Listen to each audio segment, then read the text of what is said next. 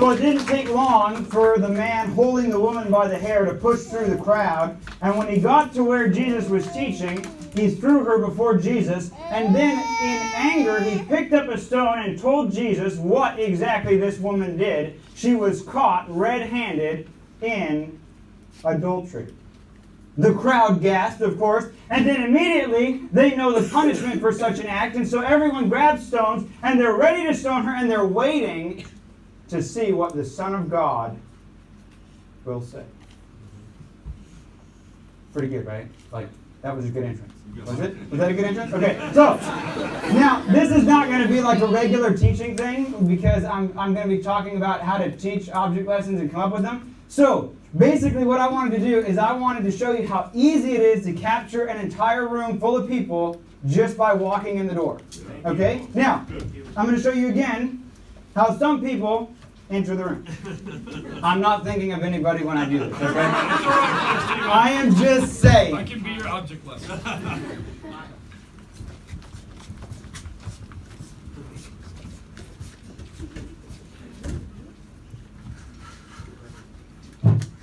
Good morning. Good afternoon. I'm glad that I can have the opportunity to speak with you today, and I'd like you to take your Bibles and open them because we're going to look at a story out of John chapter 8. So take your Bibles, please, and open them up to John chapter 8. I'll wait for you. Yeah, you guys open your Bible, okay? But you can see the difference. One of them was like, whoa, and one of them was like, whoa. Like, let's not do that again, okay? So, I'm going to do a couple things here. I got object lessons for you because if you teach on object lessons and you don't have object lessons, they're kind of like, what? So, most of you have seen object lessons that I've done. But before I start, I want to see how many of you caught several object lessons that you've already seen this week. Yeah. So, give me some object lessons you've seen this week. Jesse. Brother Dave with the meat. Okay, with the meat and the king's wine and the pulp and the water. Very good. Someone else. Yes. How's a water ball throwing down the stick and picking it up? Very good. Very good. Brother Dan did not have a staff, and he didn't need one. He had a water bottle. And as soon as he picked that up, and he said he took the staff, that was no longer a water bottle. Yeah. Everyone saw that as a staff. And when he was holding it, you didn't think, wow, Brother Dan's crazy up there holding the water bottle like a little, like, you know what I'm saying? He was holding a staff. And then when he dropped it, everybody knew exactly what he was doing. Okay? And so there was that. What else was there? There was some other ones. They were more subtle than that. Help me out. Help me out. Think with me. Yes. That's okay. That's okay. Think with me. This wasn't like there was no warning for this. I'm just seeing. Think about this in your mind. Yes. Wholesome water. What? Wholesome water. Very good. Very good. Anybody else? Think back through his lesson last night. Think past things that you can see. Yes. The vase and the bucket. Okay, very good. Brother Dave had a vase and a bucket. And they weren't here, but they were here. Yeah. And everybody saw them.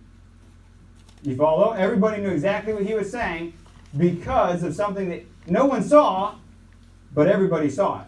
Very good. Anybody else? Anybody else? Amen. Yes. You gotta follow. Okay, okay. You could say that.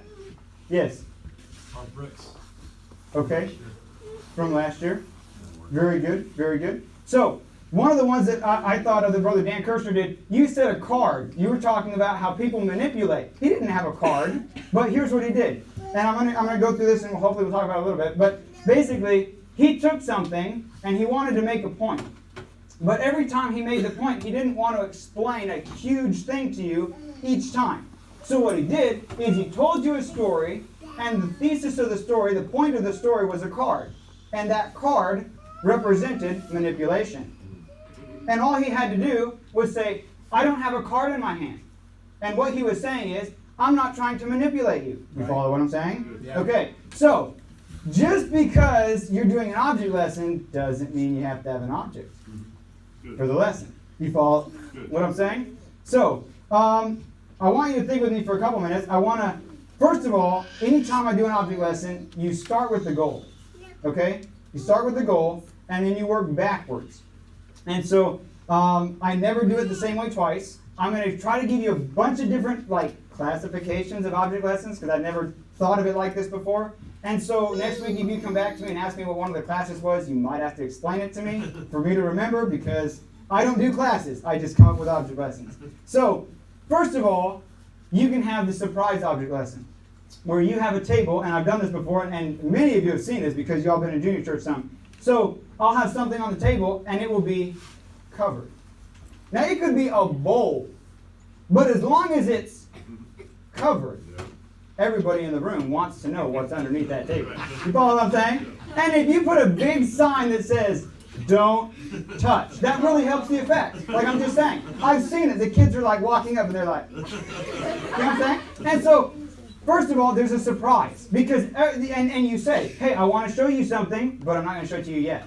Remember? Okay, so, I was thinking about a sermon where I heard a guy doing that. But basically, you have the surprise. And then during your lesson, anytime you're losing your crowd with the surprise effect, you say, "Now in just a second, I'm going to show you how this all relates to what's underneath this cloth." And everybody goes, "Well, the lesson might be boring, but I have no idea what is underneath that cloth. And I got to know. So I'm going to pay attention." You follow what I'm saying? So, and then when you pull it off and you do the object lesson, you give them the satisfaction and you connect the lesson to a visual that they've wanted to know for 30 minutes now. And so they're going to hopefully remember what it was. And so that's the one that I call more the surprise effect, where the whole time they're wanting to know what it is and you're just building curiosity through it. Then you have the super subtle one. I would call Brother Dan's card a very subtle object lesson because none of you thought he's doing an object lesson. Right. But he was totally doing an object lesson. You follow what I'm saying? Because when he said a card, you thought, okay, he's not manipulating me. He's not trying to get something from it. You follow what I'm saying? If you nod your head every once in a while, this goes faster. Amen. I'm waiting for you guys. Not the people on the edge. The people on the edge know this stuff. I'm talking to you guys, okay? Okay, you, right there. I'm looking at you. Okay, thank you. And you're smiling. That helps. Okay, so the object lessons that are subtle need to flow. It needs to be really smooth, and they don't need to know there's an object lesson. See, that sometimes when you do an object lesson, it's really big, like the surprise effect. Other times, it's so small, no one knows that you're doing it, but the point is not to do an object lesson. The point is to get a message across to the people you're communicating with. Does that make sense? When I ask, does that make sense? If you nod your head, I will go on. If you do not nod your head, I will go over it again, okay? We can go over the subtle effect as many times as we need to, okay? Because I'm not doing this for me, and I'm not doing this to go through my notes. I'm doing this so you get it. Thank you. Are you with me? Amen. Okay, some of you are getting it. Some of you are still like, what? What is he talking about? Okay, anyway. Then there's one that is a major object lesson. These are the kind of things that Brother Dave did yesterday. The major object lesson is the lesson is in the object, and the object is in the whole lesson. All of it's connected. When you do something like that, how many of you noticed that the pulp pretty much stayed the same as far as doing the right thing? Okay, going the right way, being separated, whatever it was. How many of you noticed that the king's wine and the meat changed? It kept changing. Did you notice that? Yes. Go like this with me. Everybody, okay. I'm just checking. So the meat and the wine, it kept changing. Because he was taking the same object lesson and he was making a bunch of application. Because here's the thing, guys. You might have a lesson that you want to teach, but you don't know where everybody is in the room. Right. So you want to try to help everybody in the room. So as many applications that you can give, the better off you are.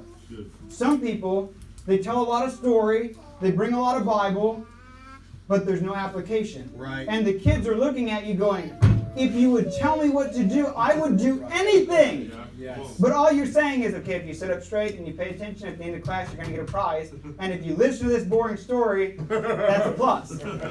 Okay? Because the teacher, you gotta see something in the people you're teaching. Amen. If you think that the kids that you're teaching are not going to do anything with what you're giving them, you're going to teach different. Ah, that's good. Now, the reason I say that Yeah. is because I'm expecting you, Thank you. Amen. to do object lessons now. Good. Amen. I'm expecting that.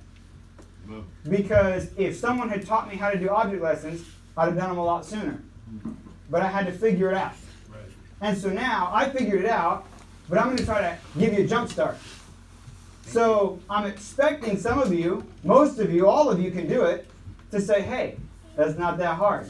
Let's do an object lesson. Because it's going to connect some dots to some Right. kids. Yeah. You follow what I'm saying? Amen. Go like this. Amen. Go like, it's not going to hurt you, I promise. Okay. If nothing else, it's giving you exercise.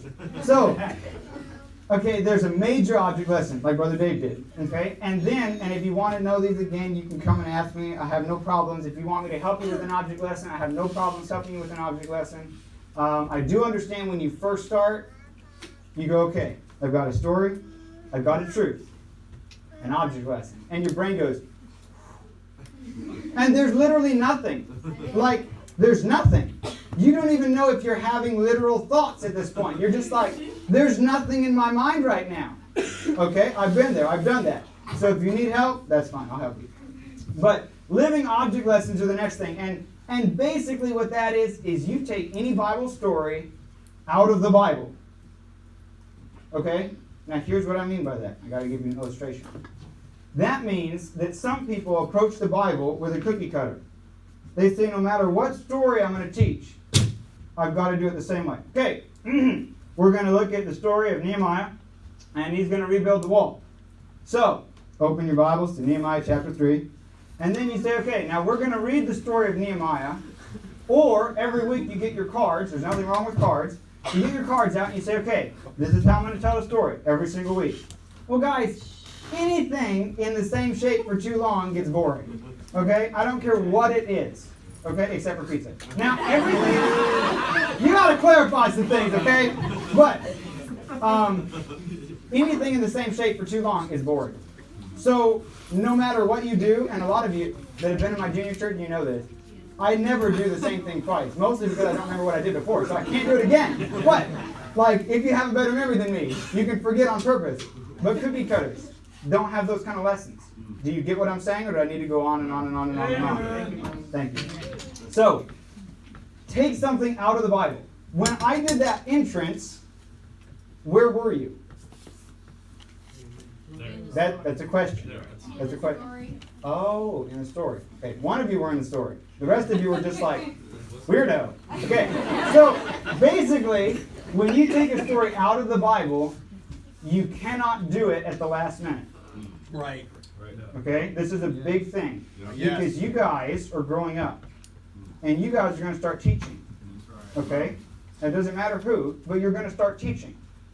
And when you teach, there's a temptation to say, well, I know the story. Like, I don't need to put any effort into it because I'm just going to, listen to me, tell a story. Right. Well, listen to me, guys and girls. When you tell a story, all you've done is tell a story. That's it. And telling a story is no better than going and reading a fairy tale book in Sunday school class because it gets the same result. Okay? Because when you read something that's totally fake, you're entertaining them. Yeah. And when you just tell them a story for the sake of telling them a story, you're entertaining them. There's no point to it. Are you with me? Yeah. Okay. So here's the thing. Take it out of the Bible. Now, several things come into play. One of them is your imagination. So, I'm going to give you the biggest, I'm not playing. Like, you guys are going to laugh, but I'm not playing. This is the biggest thing that helped me with my imagination, okay? The power button. Yeah. I'm totally serious. Yeah, come On the TV, on the Xbox, on the iPhone, anything. When you push the power button, your imagination has the ability to start working. Right. Okay? Until that point, your imagination is worthless. Because everything you're getting is being given to you. Right. Good. You're not coming up with anything. all the movies you watch, it's all being given to you. Right. You see what I'm saying? Right. Like, you're not imagining anything. That's why books are better, because you're imagining yourself there when you read a book and actually get into it. Yeah. But, so here's the thing. When you, and I don't want to belabor the point with this, but when you read a Bible story, go there. Yeah. Go there. Good. Like, for real. And here's one of the big things. And, okay, act like you don't know the end. Are you with me, Cameron? Good. Because here's the thing. If you know the end, you're going to tell the story different. Right. That's good. See, if I walked in and I said, okay, they brought her in and they threw her at the feet of Jesus, but there was really no, like, concern because, of course, like, he's not going to stone her because we know who Jesus is, y'all would be like, that was kind of like anticlimactic. There was like this, because there's this, what? And so when you're in the story, stay in the story. I could have told the whole story, kept your attention the whole time for the whole 40 minutes, and you would have stayed with me. Because I would have been in the story with you. You follow what I'm saying? Amen. Now, listen to me. This is a side note. I'm sorry, I have these. As a side note, when you're a helper, your teacher cannot stay in the story if you're not doing your job. Right. Yeah. Good. Come on. Okay? Now, I've been in junior church, and you've been the kids in junior church when we haven't had very many helpers. Yeah. And it's very distracting when I say, and they brought her up the aisle, and they threw her, hey, stop that right now. You got to quit. You got to pay attention. Put your hands in your lap. And they threw her in front of, stop putting the gum in her hair. And then, do you see what I'm saying? There's this like, okay? You're not into it. The kids aren't into it. Okay? They can't get into it. Yeah. And so, as a helper, your job is insanely important. Okay? Amen. Now, so that one is taking the Bible and bringing it to life. Now, first of all, I'm going to give you 4 things with it, if I can remember all 4 of them. First of all, there's sight. What do you see? Now, just think with me for just a second. Now, we're going to go there in a little bit, but we're not there yet. We're out at sea. Well, let me give you a story first. I can't cheat. So, the story is Peter and the other disciples in the boat, and Jesus comes walking on the water to them. Okay, that's the story. What do you see? If you were going to do this, what do you see? What do you see? That's the first thing. Most of you are like, I don't know, like I see whatever Bible story pictures that I've been shown in Sunday school, because I don't know. Water. That's your imagination. Your imagination wasn't in use. So, do you feel the wind? You can't see it, but you can see the rain. And the rain's coming down at an angle, which means there's wind. So you can feel the wind in your face. And then you're wet. And not only that, you're holding on to something because the boat is going back and forth because of the waves. Because when there's a storm, it's not something that you're just like, oh, there's a storm out there. Lightning, thunder, wind. Ha, good thing the ship's just going like that, you know? Okay. Go there. Right. See it with me. And you are starting to see it. Now here's the thing. If you've never done this before, you got to get out of your comfort zone. Okay? We're not there yet, but we'll get there. Right. So, the next thing is an environment object lesson. That is where you walk in and you have nothing. Sometimes it's on purpose, sometimes it's not. When I was over in Africa, I taught a lesson specifically on Peter and Jesus and getting out of the boat. And when I did, I didn't have an object lesson. And I started to lose the teenagers. And I needed something to get them back. Okay? The first thing that came to mind was run around like a little girl and scream. But that, I have these weird thoughts. And that, sometimes you have a thought, you don't go with it, okay? That's the point of that. Don't go with every thought just because it's exciting, okay? So, sometimes imagination goes too far. That one crossed the line. And so we were inside of like this grass hut looking thing, but there was a wall about as high as that rail right there. And so what ended up happening is the wall was there, and I'm teaching the kids, and as I'm teaching the kids, I say now Peter was standing at the edge of the boat, and Jesus was on the other side, and I used that rail right there. Yeah. You follow what I'm saying? The rail became the side of the ship. So when they looked at the rail, they didn't see a rail. They didn't see the edge of the little hut that they were in. They saw the edge of the ship, which means beyond it they saw water, and beyond it they saw Jesus. Good. And they had a place to go. They were in the ship. That's good. Now they weren't sitting in their pews anymore. They were in a boat, in a storm, Good. feeling the wind. Are you with me? Good. Now that's where you take something that you just have. And I looked around and I thought, sure, let's make that the edge of the ship. And it was. And I'll show you what happened in just a minute. So, know your classroom, know where you're going to be, and if you're going to do something like that on purpose, like if I went back, I would utilize that. But if you know where you're at, think about it ahead of time. Okay? Don't try to come up with it on the fly, because what's going to happen is you're going to be sick. Like, trust me, I've been there. You're going to be so into teaching the story and doing the lesson and thinking about what's coming next and the feeling and what you're doing and seeing if your crowd is with you. You're going to try to come up with something when you lose them, and nothing's going to come. And you're going to freeze. Because you're waiting for that thought to come that's not coming. Because you didn't, say it with me, plan ahead. Say it with me. You ready? Plan ahead. Okay, very good. So, now there's a couple different things I want to show you today. Okay.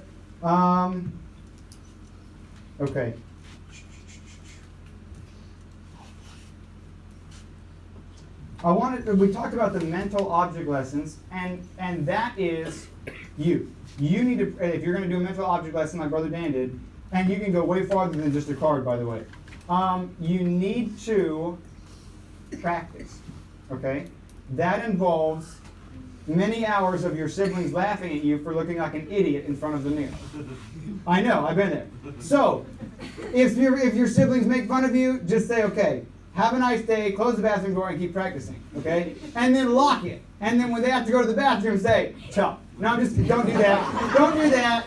I was too far. So, but that's a mental thing. Now, first of all, you have to see whatever you have, okay? Now, I'll do a story about the crucifixion, and when I do the story about the crucifixion, I'm actually holding something. You will see when I whip Jesus with the whip, I'm actually holding it. Because when I whip him, there will be a lag. It will sink in to his skin. And then when I rip it, I'll have to put effort into it to pull it out. But it won't just come back, because the whip would hit me. So it comes back like that, and then you come down again.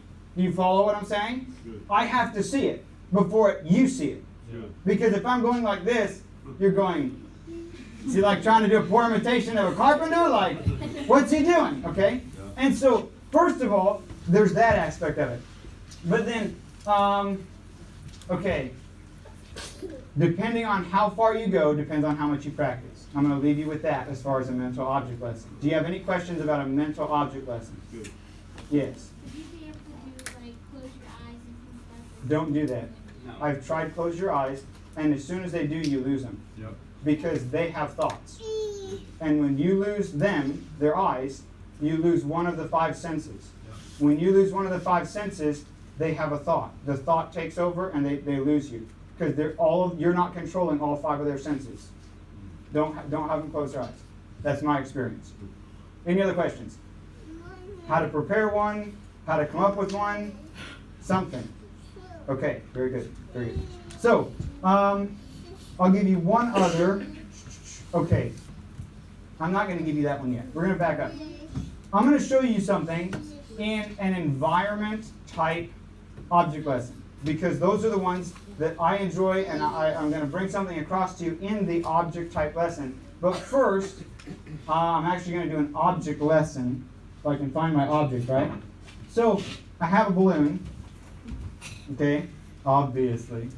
And so, now with a balloon, some people say you can't do a lot, okay?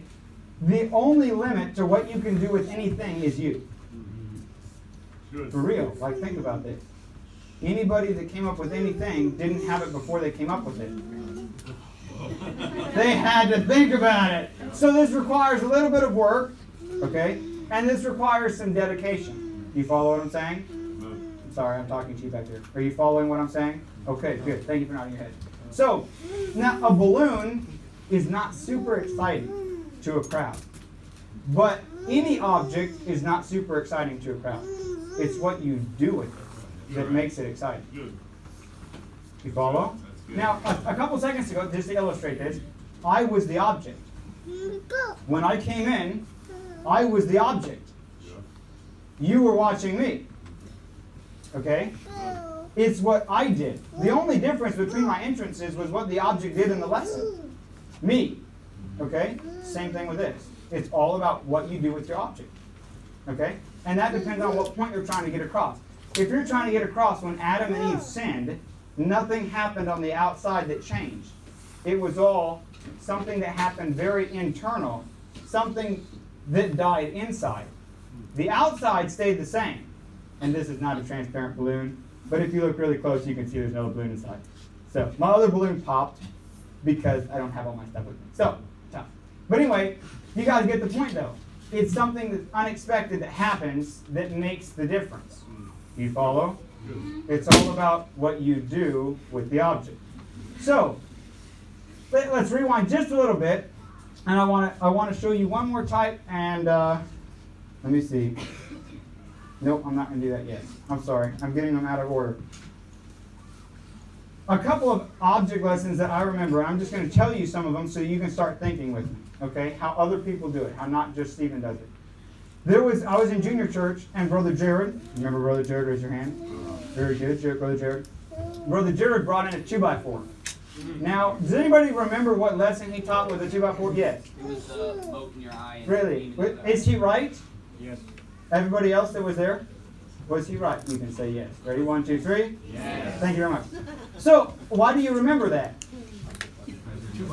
Okay, well, hold on. What did he teach the week before that? You don't remember. Were you not paying attention? Now listen to me.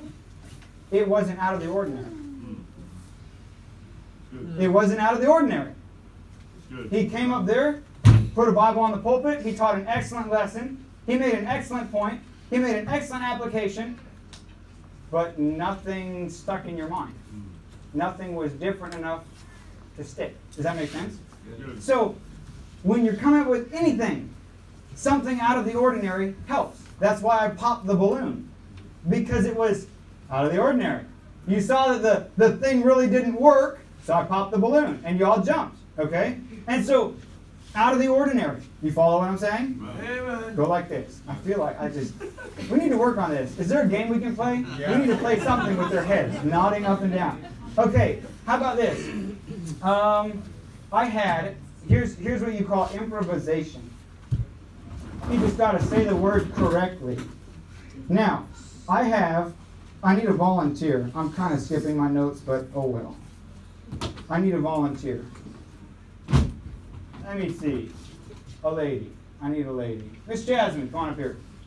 Perfect. All right, now I need another volunteer. I need a guy. Come on up here, Cameron. Perfect. Now, I've got an extension cord. Obvious. Now, what I want you to do is I'd like you to have this. But you can't have it yet. I need you to hold this. Come stand right over here. Perfect. Just like that. Now, you're going to hold it by the top, and you're going to hold it out just like that. Do exactly what I did. Perfect. You're going to stand right here on this side. You can have that. You just have one. There's only one exception. Okay? I have to do this correctly. And then there's the exception. You got to reach through here to grab it. Both hands. I'm sorry. One hand through each of these. Okay, now don't move. Don't move. I don't want to hurt you. Okay. So, did you get what you wanted? Why not? You did what I told you to. Your trust was what? Misplaced. You follow what I'm saying? You trusted me, and I deceived you. So you see where I'm going with this, and you see what I did with this. There was an object that I needed, and so I had two people come up and help me. But who controlled the whole situation? You. Where did I put them? I didn't say, but I'm going to say. I said, okay, you stand right here, and you stand right here. Now, here's what we're going to do. You're going to hold this like, is that very good for you? Oh, so what did I do? I arranged them. I just said, you stand here, you hold this, you do this, you stand here. Give me just a second, I'm going to do this, you reach through here. You see what I'm saying? Part of doing an object lesson is being comfortable when you're scared to death to do anything. Because that's me. okay? I'm not playing. That's just me. You never get comfortable, but you just do it. You act like you know what you're doing, and it works most of the time. I'm not going to tell you about the times that it doesn't. All right, have a seat. All right, now, I do have a couple other things real quick, but that one led me into the interactive object lesson, okay? That's the one where you have someone, and they're doing something with you, okay? You take a member of the audience. Now, unfortunately, I'm sure you felt this before when you've been in Sunday school class and stuff, but there's a disconnect. And it happens right here in most classrooms, where the preacher and teacher is on this side, and the kids and life is on this side. Right. Yep.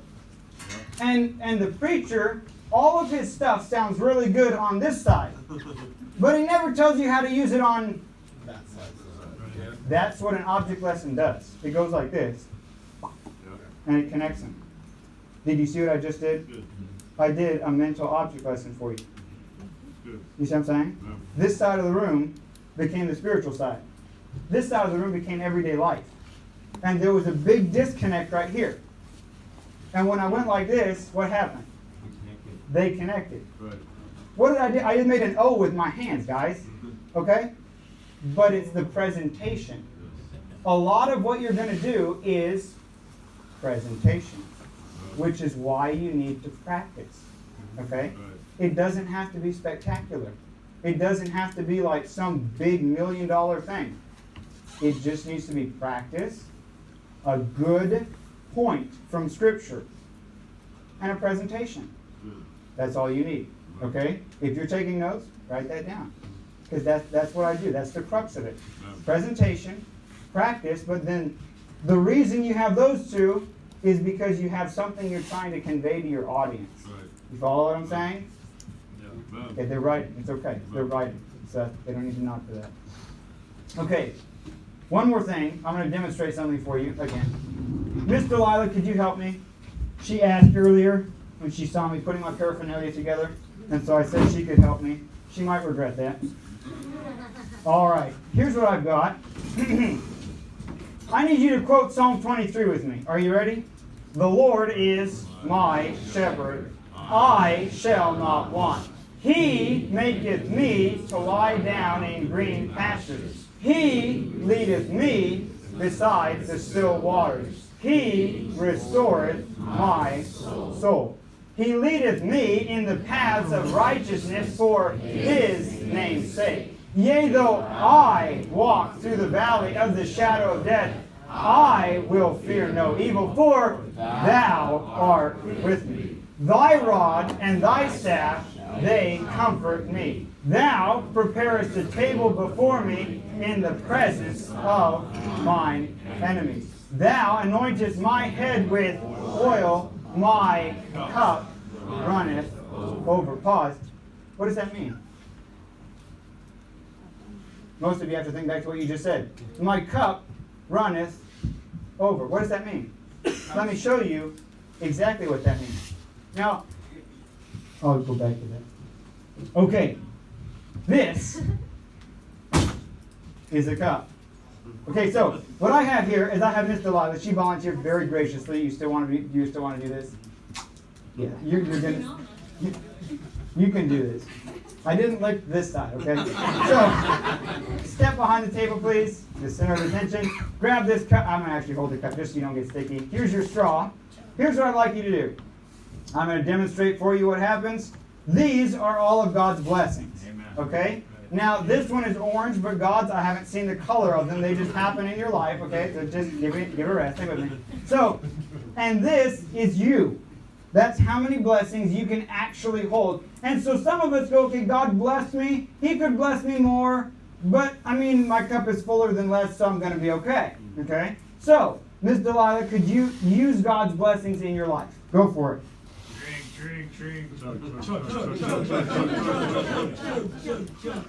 Okay, very good. So here's what God does. He takes the cup and he says, oh, you used all my blessings. Let me fill it up again. Only let me show you what actually happens. See, he doesn't just say, here you go, use this. Now come back for more. Here you go, use this. Come back for more. Here you go, use this. Come back for more. The Bible says, He, God, daily loadeth us, you, with benefits. Amen. Amen. Do you know what a benefit is? Something that you didn't deserve. Right. Something that is extra. Watch what happens when God loads you with benefits, when He pours out His blessings. Now, you can make your life goal like Delilah, who's really getting ready for this, but she's going to give it a good struggle. And you can try to keep up with God's blessings. But let me show you what's going to happen. So, whenever you're ready, you got to stop laughing. Don't make her laugh. Don't make her laugh. No, none of that. You ready? Okay, let's do it anyway.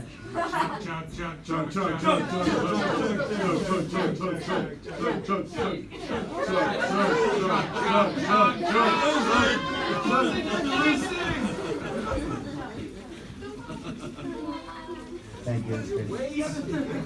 Did you notice that there was really a point at which you couldn't tell she was drinking anything? She was going as fast and as hard as she could, and give her a big hand as she goes and sits down. Thank you very much, Mr. Waller. You can take the cup, and you can come back for the rest after class. So here's the thing. Did you notice, once God started, it just kind of went, and it was over. Like it was over. Now you want me to tell you the only difference between my object lesson and the real truth about God's blessings is That doesn't have, yeah, come on. His is bigger. Right. And His doesn't have a bottom. Right. And once He starts, it's over. Good. All you can do is say thank you. Because God will pour out so many blessings, you can't keep up. Right. Now, hopefully, you're never going to say Psalm 23 the same again. Because when you get to that part, you're going to see Delilah drinking. But you're going to see in your mind an object lesson that connected a truth that you casually memorized as a little kid to something that God is doing every single day actively in your life. Yeah. Amen. And you miss it. Yep. And I miss it. Because we read it and it stays on the page. An object lesson is designed to take what is on the page off the page. That's the whole point of an object lesson. Now, real quick, I'm going to summarize. You have the surprise. You have the subtle. You have the major. You have the living object lessons where you make the story come alive. You have the environment object lessons where you use your surroundings and yourself as part of the story. Then you have a mental object lesson. And then you have an interactive object lesson where you bring someone up from the audience and you do something with them. Now, I need to tell you about two things very quickly, and I don't know what time. I lost track of time, so I'm sorry. But first of all, don't make it unmanageable. Right. Now, everybody look up here, because this is where you're going to burn out. Trust me, I've done it multiple times. This is where you're going to burn out. You're going to start, and you're going to be pumped. You're going to work for a week, create the object lesson, tell your teacher's going to say, okay, next week, then you're ready. You come into class, you do it, and it goes spectacular.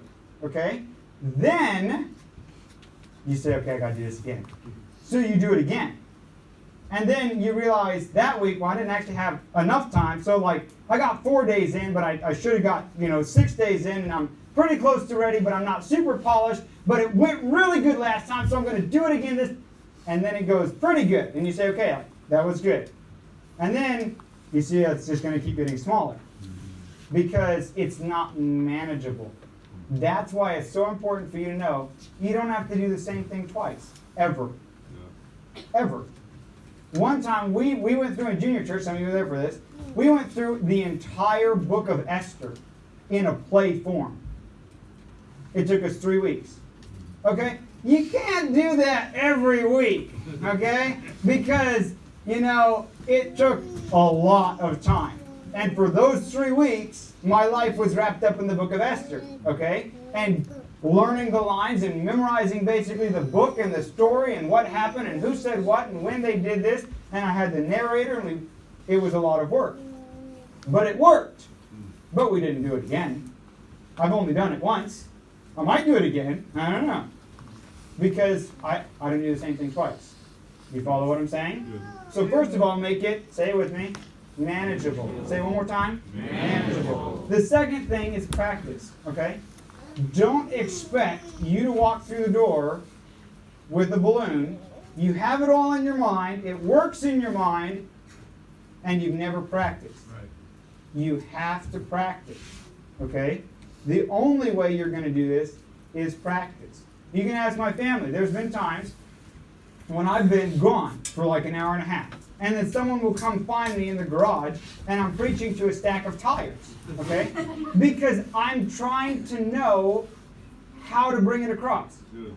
how to be there. And I'll stop and I'll think, what are they seeing? What are they experiencing? There's a storm going on. The people are going crazy on the boat. And all of a sudden, Jesus, they see something off the side of the ship. The wind is in their face and it's blowing it. And the boat's going up and down. It's pitch dark. They've tried everything they can do. Their only chance of success is getting to land, but they can't get to it. And then someone says, "What's that?" Now wait a minute. That's not the right way to say that. Because they're in a storm. They've got wind. They've got waves. They've got rain. That means it's really loud. Yeah. Let me do it again. They were standing in the boat. And as they were standing in the boat, there was a storm. And as the wind was blowing in their face, and as the rain was singing against their skin, they were soaked from the head to the toe. Everything they touched felt wet and damp. Their hands ached because of the cold. And they wondered and said, "What's that? Look!" Off the side of the ship, they saw something that was glowing. And they didn't know quite what it was.